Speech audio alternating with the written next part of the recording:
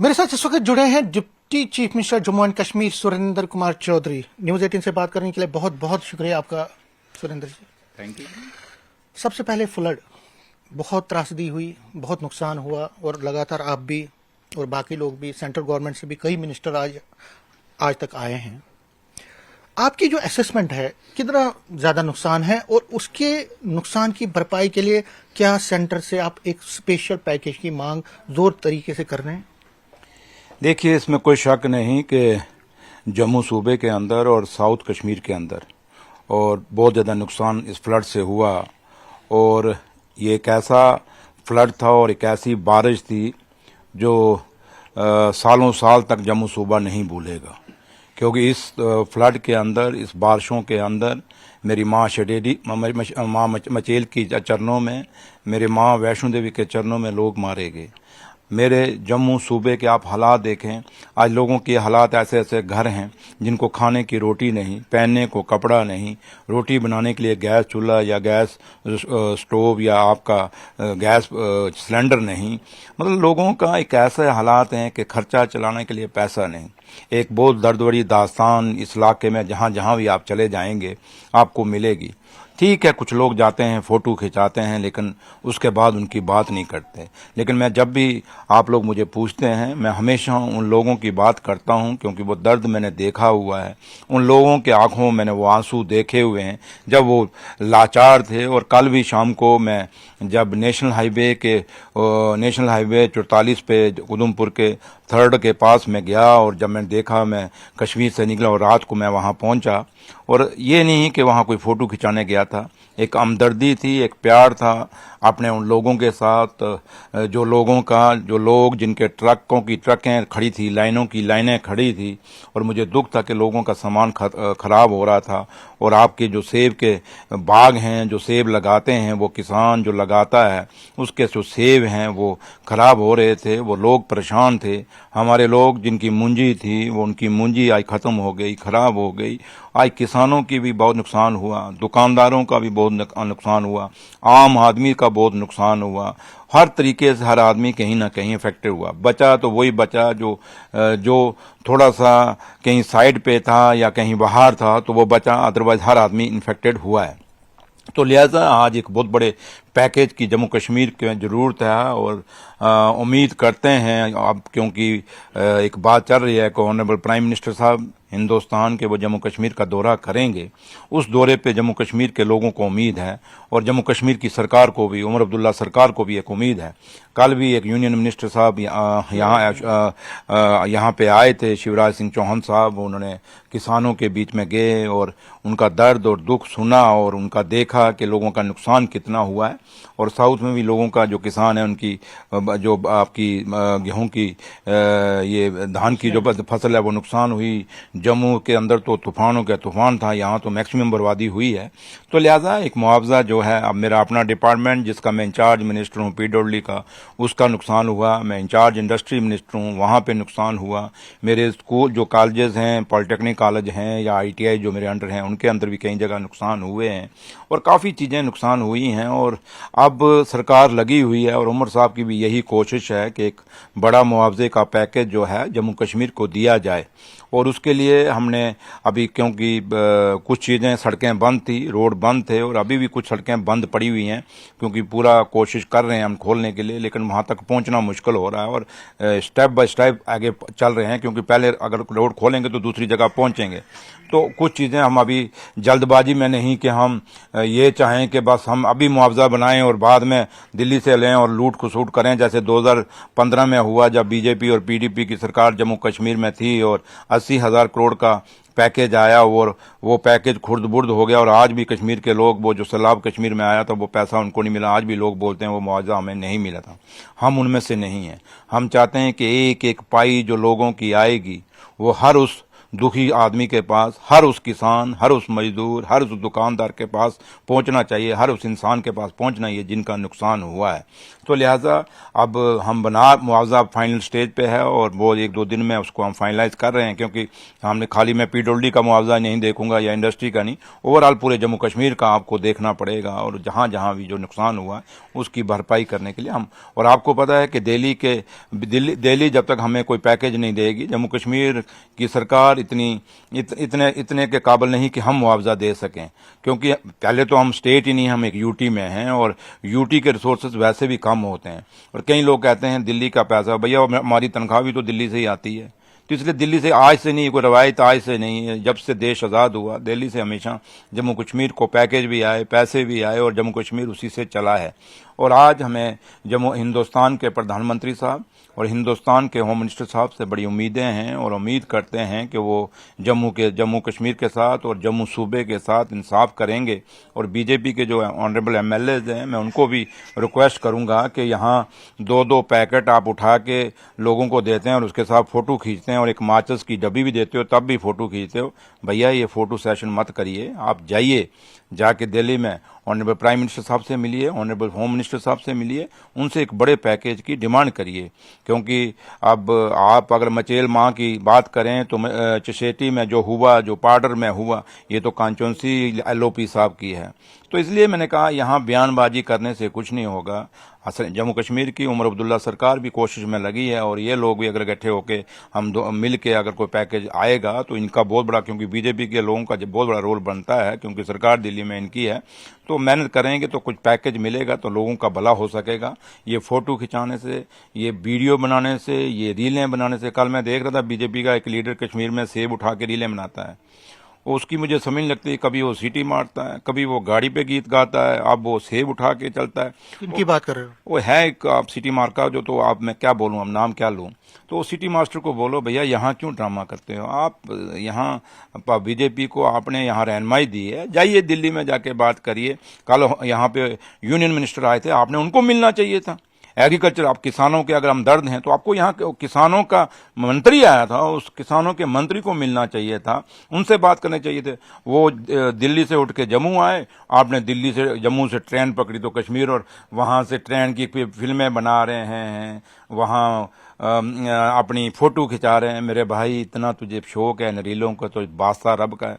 जिस बीजेपी के आदमी को शौक है रीलें खिंचाने का, वो यार बॉम्बे चले जाओ, हमारी खलासी करो, एक बार चले जाओ वहां जाके रज के रीलें बनाओ, लेकिन लोगों की बर्बादी की रीलें मत बनाओ, लोगों की तबाही की रीलें मत बनाओ, लोगों की इस मुश्किल और मुसीबत में सीटियां मत बजाओ, बल्कि इन लोगों का भला करो। लेकिन आपने बीजेपी की बात की, तो बीजेपी के नेता, चाहे वो लीडर ऑफ अपोजिशन है या उनके बाकी लीडर है, वो कहते हैं कि जनाब ये लोग जो हैं डिस्क्रिमिनेशन कर रहे हैं जम्मू के साथ। चीफ मिनिस्टर कितनी बार यहाँ पे आए, 1 या 2 बार आए, ज्यादा इंटरेस्ट नहीं ले रहे हैं। यहाँ पे बहुत सारे इश्यूज हैं, बहुत सारी प्रॉब्लम हो गई है फ्लड से, लेकिन ये लोग आए नहीं। देखिए ऑनरेबल सीएम साहब कहाँ नहीं गए, क्या मेंढर नहीं गए, क्या ये जम्मू शहर के पूरी गलियों में नहीं घूमे? आपके सामने चौथे ब्रिज पे वो गए, ये आपका जहां वो बीजेपी वाले सीटियां मारते हैं तबाही के लिए, वहां नहीं सीएम साहब गए, आपके बठिंडी में नहीं गए, आपके आरसपुर इधर अपना सांबा में नहीं गए, कठुआ में नहीं गए, कहाँ नहीं गए? और चीफ मिनिस्टर साहब, ये तो बेले लोग हैं, चीफ मिनिस्टर साहब बेला थोड़ा है, उनको एक चीफ मिनिस्टर की कितनी अपॉइंटमेंट्स होती हैं आप खुद जानते हैं, एक सीनियर पत्रकार हैं, और उनका डिप्टी चीफ मिनिस्टर जम्मू में कहाँ नहीं किया, मुझे बताएं। कल भी मेरा टूर है ऊपर इधर आपका ये नगरोटा के अंदर, 3-4 डंसाल में है, नगरोटा के अंदर है, फिर एक इधर बजालता में है। कल मेरा टूर है लोगों के, जो लोग अफेक्टेड हुए हैं, कहाँ नहीं हम जा रहे, हमारे मिनिस्टर कहाँ नहीं जा रहे। अब इनके पास जाके इनके रजिस्टर में हाजिरी लगाएं। हाँ, फर्क इतना है, ये रीलें बनाते हैं, हम रीलें नहीं बनाते। अगर हम भी रीलें बनाएं तो हमारी एक मूवमेंट पता चलेगी। हम रीलें बनाने के बजाय सीधा लोगों के भले के लिए जाते हैं। तो लेकिन बीजेपी के लोगों, मैंने कहा ना, इनको बोले रीलें और बयान, ये दोनों बंद करो, ये अपना मुंह बंद रखो और अच्छी जुबान खोलो और दिल्ली में जाके खोलो। कहते हैं कि अगर अच्छा बोलना नहीं आता तो बुरा भी मत बोलो, अगर अच्छा करना नहीं आता तो बुरा भी मत करो। तो इसलिए इनको अब कौन समझाए, अब लोगों ने इनको जिता दिया है जम्मू सूबे से। खैर अब लोग बहुत दुखी हैं, अब इनको बताएंगे। ये एक चीज बताइए मुझे। नहीं ये नहीं मत सोचें कि ये इलेक्शन आखिरी इलेक्शन है। ये इलेक्शन चलते आए हैं, हमारे से पहले भी हुए, आज हमारी टाइम भी हुए, हमारे बाद में भी होंगे। लेकिन आपका दर्द झलक रहा है। देखिए मैं आपको आपका दर्द हमेशा छलकता है, और आपने एक बात कही है कि रिजाइन नहीं करेंगे आप। मतलब आपको क्यों ये जरूरत पड़ी? क्या आपको लगता है कि लोग या आपके अपोनेंट्स आपको ये बोल रहे हैं कि आप रिजाइन कीजिए? आपने ये आपके सामने रोज कहते हैं कि जनाब अगर आप नहीं काम कर सकते रिजाइन तो आप काम हम क्यों रिजाइन? आपको दिख नहीं रहा? जो सड़कें कभी खुल नहीं रही थी, खोली, नेशनल हाईवे खोला नहीं खोला।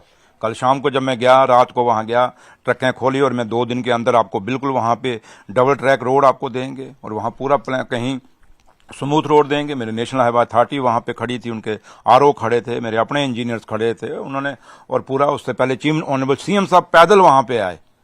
तो इसलिए मैंने कहा ना कि हम उन लोगों को ये कह रहे हैं कि जो ये सोचते हैं कि हम गद्दी छोड़ेंगे और आप गद्दी मांगेंगे या कहें हमें छोड़ दो, हम छोड़ देंगे, छोड़ेंगे नहीं। उनको एक्सपोज करेंगे जिन्होंने हमारा ये जम्मू कश्मीर का स्टेट का दर्जा तोड़ाया, जिन्होंने हमारे इस स्पेशल स्टेटस के दर्जे को तोड़ाया। मुझे बताएं, स्टेट तोड़ने के बाद, स्पेशल स्टेटस तोड़ने के बाद कौन से जम्मू कश्मीर के हमारे बच्चों को और खासकर जम्मू सूबे के बच्चों को रोजगार मिल गया? आज जम्मू सूबे के अंदर भी बाहर के लोग, जाइए यूनिवर्सिटीज के अंदर, आपको नहीं पता क्या आपके बच्चे लग रहे हैं?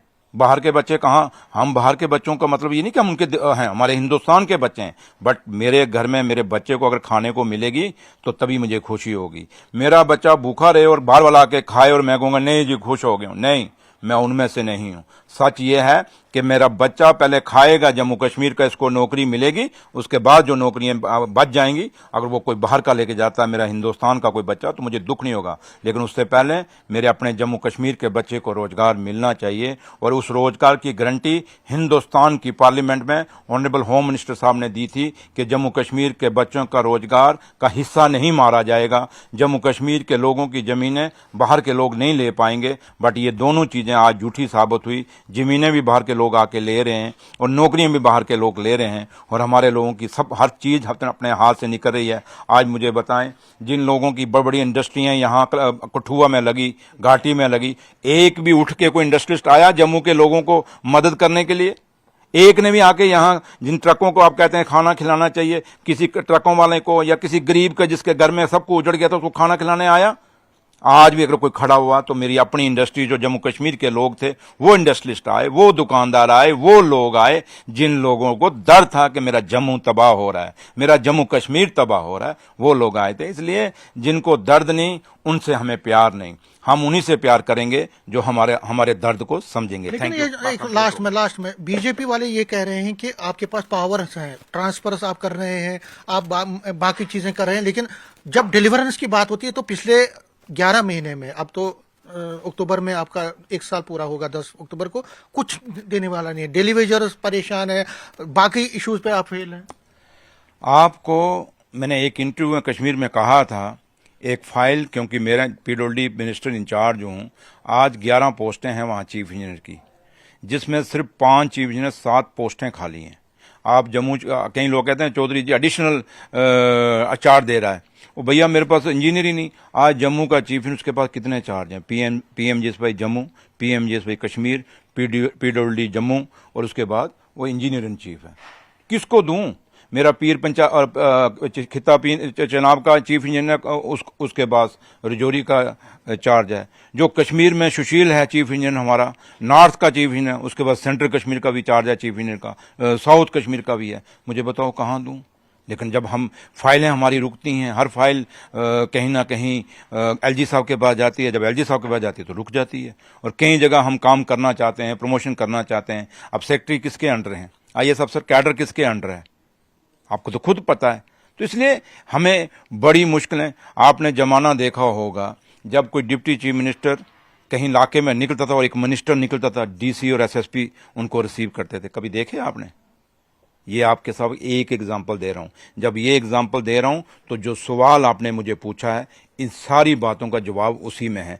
कभी उनको पूछ लेना कि आप लोग क्यों नहीं जाते, क्या प्रोटोकॉल नहीं है? Protocol Surendra, as a Surendra Chaudhary नहीं, सुरेंद्र चौधरी की गाड़ी में जो तिरंगा लगा है, जिस तिरंगे का ये गीत गाते हैं, उस तिरंगे को इन्होंने रिस्पेक्ट देनी है। सुरेंद्र चौधरी नहीं, ये तिरंगा है, रहेगा और हमेशा रहेगा। कुर्बानियों से बना हुआ ये तिरंगा हमारा है देश का, और इसको अगर कोई इज्जत नहीं दे रहा तो कौन नहीं दे रहा? कभी उन लोगों को आपने पूछा? आज सुरेंद्र चौधरी इस चेयर पे है, कल हट जाएगा, लेकिन तिरंगा तो उस गाड़ी पे कल दूसरा आके जो बैठेगा उसके पे लगेगा ना। तो आपने तिरंगे को सलूट करना होता है मेरे भाई। आपने सुरेंद्र चौधरी को, एक इंसान को सलूट नहीं करना होता। आपने एक सुरेंद्र चौधरी के लिए नहीं आना होता। वो तिरंगा जिसका जो कानून जो आइन के तहत बना हुआ है जम्मू कश्मीर का, जो प्रोटोकॉल एक आइन के नीचे बना है, उसके तहत बना। आपके अपने भी सुनिए मेरी बात। आप, मैंने कहा ना, छेड़ोगे तो छिड़ गए तो बड़ा कुछ खोल देंगे, लेकिन हम फिर चुप हैं क्योंकि मेरा लीडर उमर अब्दुल्ला साहब हमेशा कोशिश कर रहा है कि हम जम्मू कश्मीर, दिल्ली के साथ मिलकर जम्मू कश्मीर की तरक्की करें। और हम उम्मीद करेंगे कि ये जो एक बीच में ऑफिसर नजायज फायदा उठा रहे हैं इस ड्यूल गवर्नमेंट का, ये दूर की जाए और जम्मू कश्मीर को स्टेट का दर्जा बहाल किया जाए, जिससे एक ही गवर्नमेंट चले, वो गवर्नमेंट जिसको लोगों ने चुन के भेजा है, वो गवर्नमेंट नहीं जो अपॉइंटेड है या सिलेक्टेड है, वो गवर्नमेंट नहीं जम्मू कश्मीर को। जम्मू कश्मीर को लोगों ने वोट डाल के हमें यहां बैठाया हुआ है, हम अपनी मर्जी से नहीं बैठे। अगर मैं आज आपके सामने as a deputy chief minister बैठा हूं तो मुझे मेरे लोगों ने, नौशहरा के लोगों ने जिताया, एमएलए बनाया, जो बेसिक क्वालिफिकेशन इस मिनिस्ट्री के लिए थी वो पास दी, तो तब मैं यहां पहुंचा हूं। इसलिए मेरे भाई, क्या क्या सुनाएं दर्दे दिल कहानियां, बात बात की बन गई कदम कदम निशानियां। Thank you. न्यूज 18 से बात करने के लिए शुक्रिया। कैमरामैन चांद के साथ में समीर भट्ट, न्यूज 18 जम्मू।